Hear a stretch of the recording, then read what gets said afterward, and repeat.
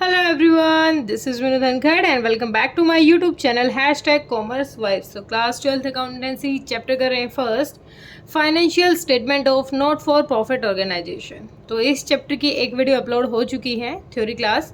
अभी सेकंड जो theory class रहेगी वो हम सीखेंगे financial statement of not for profit organisation. कौन कौन सी फाइनेंशियल स्टेटमेंट जो है एनपीओ में हम यूज़ करेंगे। तो first one is the receipt and payment account, second is income and expenditure and last one is balance sheet. Balance sheet और income and expenditure जिनका मेन रोल है, जो किसकी हेल्प से बनेंगे, रिसिप्ट और पेमेंट के, रिसिप्ट एंड पेमेंट अकाउंट्स की हेल्प से बनेंगे।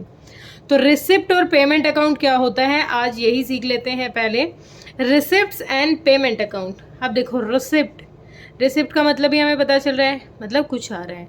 पेमेंट, हमसे कुछ जा रहा है। ऐसा अकाउंट जिसमें हम क्या रिकॉर्ड करेंगे, जिसमें जहाँ से भी जिस भी फॉर्म में पैसा आ रहा है, जिस भी फॉर्म में पैसा जा रहा है, वो इसमें रिकॉर्ड करेंगे।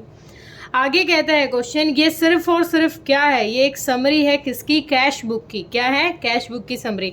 रिसिप्ट्स एंड पेमेंट अकाउंट सिर्फ और सिर्फ एक कैश बुक की समरी जैसा है। ये हमारे विलियम पिकल्स हैं, इन्होंने भी कहा है इस बारे में कि receipt and payment account is nothing more than A summary of cash book. Cash book की समरी के अलावा हम इसको कुछ अलग नहीं कह सकते। क्यों नहीं कह सकते? क्योंकि जो कैश बुक बनाते हैं वो डेली बेसिस पे बनती हैं। डेली जितना अमाउंट जहाँ पर गया है, जिस फील्ड में गया है, जितना जहाँ से रिसीव हुआ है, वो रिकॉर्ड करते हैं। इसमें at the end of the year उन सब की समरी उठाते हैं कि टोटल रिसिप्ट से क्या थी और टोटल पेमेंट हमारी क्या क्या थी। ठीक है, अब देखो कैश बुक की जैसा बताया हमने, तो ये काम कैसे करेगा, इसकी कुछ फीचर्स हैं। तो सबसे पहले हमें पता होना चाहिए कि इसका नेचर कैसा है, नेचर ऑफ अकाउंट। ये कैसे नेचर का अकाउंट है, ये बेटा रियल नेचर का अकाउंट है। रियल का रूल हमें याद है ना, रियल नेचर का अकाउंट क्या होता है, इसका रूल होता है debit word comes in and credit word goes out. जो आ रहा है उसको डेबिट कर दो और जो फॉर्म से जाएगा उसको कर दो क्रेडिट। तो रिसिप्ट क्या है, आएंगी। पेमेंट मतलब पैसा हमारे पास आएगा तो रिसिप्ट को करेंगे डेबिट, और पेमेंट्स हमसे जाएगा पैसा, पेमेंट करेंगे हम किसी की, तो वो क्या हो गया, हमसे पैसा जा रहा है तो उसको कर देंगे क्रेडिट। ठीक है, ओके आगे देखते हैं। आगे देखो, it starts with the opening balance of cash in hand at the bank. आप देखो ये इसका ओपनिंग बैलेंस कैसा होगा। सबसे पहली बात तो कैश इन हैंड का ओपनिंग बैलेंस होता है डेबिट बैलेंस, जो डेबिट साइड में हम पोस्ट कर देते हैं। लेकिन जो कैश एट बैंक होता है ना, वो फेवरेबल होता है, वो डेबिट भी हो सकता है, क्रेडिट को हो सकता है। डेबिट तो होगा ही, चलो क्रेडिट क्यों हो सकता है, अगर ओवरड्राफ्ट हो रहा है, ओवरड्राफ्ट शो कर रहा है, तो वो कौन सा होगा, क्रेडिट बैलेंस होगा। और उसको कहाँ डाल दिया जाएगा, उसको क्रेडिट साइड डाल दिया जाएगा। दोबारा समझो, कैश है, कैश इन हैंड है, उसका तो हमेशा ही डेबिट बैलेंस रहेगा। लेकिन जो कैश एट बैंक है, जो बैंक में हमारे पास है, हो सकता है वो पैसा हमारा कैसा हो, क्रेडिट बैलेंस भी हो, क्योंकि हमारा ओवरड्राफ्ट शो हो रहा हो। और ओवरड्राफ्ट शो हो रहा होगा तो उस अमाउंट को कहाँ करेंगे, credit side, payment side post कर देंगे। ठीक है, अब इसके डेबिट साइड क्या क्या रहेंगे, मैंने बताया था ना, डेबिट साइड रिसिप्ट, जो जो पैसा आ रहा है जहाँ जहाँ से भी, रिसिप्ट होंगी डेबिट साइड। यहाँ पर कोई डेबिट क्रेडिट साइड नहीं होती।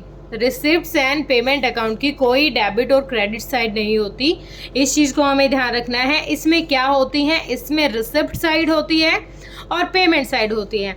तो रिसिप्ट साइड में कौन कौन सी आइटम्स रहेंगी, जिस फॉर्म में पैसा आ रहा है, जहाँ से भी कैश आ रहा है रिसिप्ट में, अब वो चाहे कैपिटल नेचर का हो या रिवेन्यू नेचर का। कैपिटल और रिवेन्यू हमें पता है ना, या तो बल्क में पैसा हो, ज़्यादा अमाउंट का पैसा हो, या फिर जो regular nature with in the year, इसमें चाहे पिछले साल से पैसा आया हो, चाहे फ्यूचर का आया हो, गया हो, या फिर आया हो फ्यूचर पास, सब कुछ, हर पैसे को रिकॉर्ड किया जाएगा, चाहे वो किसी भी साल का है। ठीक है, तो कैपिटल नेचर से कोई रिसिप्ट हो या रिवेन्यू नेचर से रिसिप्ट हो, वो इसमें डेबिट साइड रिकॉर्ड की जाएगी।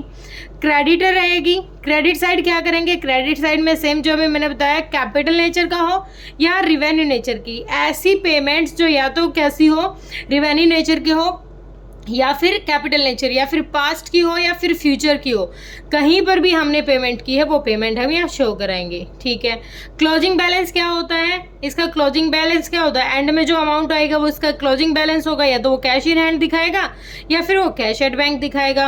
और उसको क्या करते हैं, अगर कैश एट, देखो ये कह रहा है कि क्लोजिंग बैलेंस बैंक का ओवरड्राफ्ट होगा तो उसको डेबिट साइड शो करा देंगे। ठीक है। वैसे नॉर्मली इसका बैलेंस कैसा होगा, डेबिट बैलेंस ही होता है। Non cash items are not recorded in this account. 11th में पढ़ने लगे थे ये चीज़ कि जब भी बात आती है अकाउंटिंग की, अकाउंटिंग में कभी भी नॉन मॉनेटरी जो ट्रांजेक्शंस होती हैं उनको रिकॉर्ड नहीं किया जाता। Only money terms are recorded in the business, in the accounting. ठीक है। सिर्फ पैसे की पैसे की जो ट्रांजेक्शन होती है वही इसमें रिकॉर्ड की जाएगी। इसका पर्पज क्या है, इसका पर्पज ये नहीं है कि विद इन द ईयर कितनी इनकम थी, कितने एक्सपेंडिचर से वो पता लगाना है, नहीं। इसका काम क्या होता है कि पूरे साल या पिछले सालों में जहाँ पर भी जितना पैसा गया है वो देखेंगे और ये देखा जाएगा उससे कि कहाँ किस फील्ड में ज़्यादा पैसा लगा है या फिर कहाँ किस फील्ड से ज़्यादा पैसा आया। ठीक है। अब डिफरेंस देखो, डिफरेंस रिसिप्ट और पेमेंट अकाउंट और कैश बुक में क्या डिफरेंस होता है। ये कैश बुक से बनता है, किससे बनता है, कैश बुक से बनता है, क्योंकि कैश बुक का ही अमाउंट उठा के डालते हैं हम इसमें। और ये क्या करता है, ये कैश रिसिप्ट, जहाँ से कैश रिसीव हुआ, जहाँ कैश की पेमेंट हुई उससे बनता है। ये कब किया जाता है, at the end of the accounting year, साल के एंड में बनाया जाता है रिसिप्ट एंड पेमेंट अकाउंट। लेकिन कैश बुक डेली बनती है, कैश का जो रिकॉर्ड होगा बुक में वो डेली रिकॉर्ड किया जाता है। और ये क्या है, ये समरी ऑफ कैश बुक है। रिसिप्ट और पेमेंट क्या है, समरी है कैश बुक की। ओके, आगे कहता है बस ये क्या है, ये डबल एंट्री सिस्टम नहीं है।